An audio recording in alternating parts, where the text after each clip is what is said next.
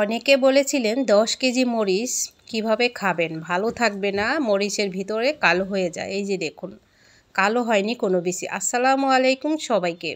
আজকেও আমি 10 কেজি মরিচের জায়গায় 3 কেজি আছে, আর মাত্র 3 কেজি কিনে আনলাম শুধুমাত্র 25 টাকা করে। আরও কমেছে, 25 টাকা করে।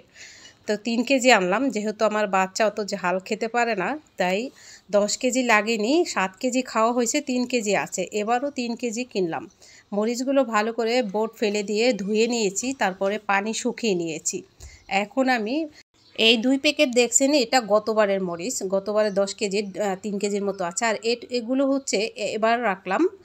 আর এই যে দেখুন, গতবারের মরিচ আরও কয়েকটা আছে এখানে, প্রায় 3 কেজির মতো। আর আমি ভেঙেও দেখাচ্ছি, দেখুন কোনো বিচি কালো হয় নাই। সাথে সাথে নামিয়ে তারপর ছিঁড়ে তরকারি, ভাজি বা মাছে দিয়ে দিবেন। যদি নামিয়ে রেখে দেন পানি ছেড়ে দিবে, আর সেই ক্ষেত্রে মরিচগুলো ভালো লাগবে না।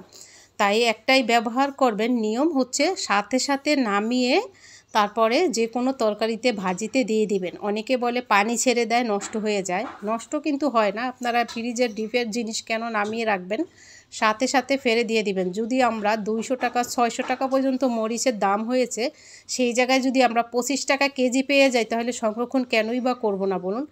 10 কেজি মরিচ রাখাতে 2-1 কমেন্টস করেছেন 1 বছর বাঁচবেন কি। আলহামদুলিল্লাহ, সব কিছু আল্লাহর উপর ভরসা করে চলুন। আর এভাবে এত কম দামে জিনিস, এবারকার মরিচগুলো নিচে রাখলাম আর গতবারেরটা উপরে রাখলাম, তা আগে খেয়ে নেব। তো ঝটপট আপনারাও সংরক্ষণ করুন। আল্লাহ হাফেজ।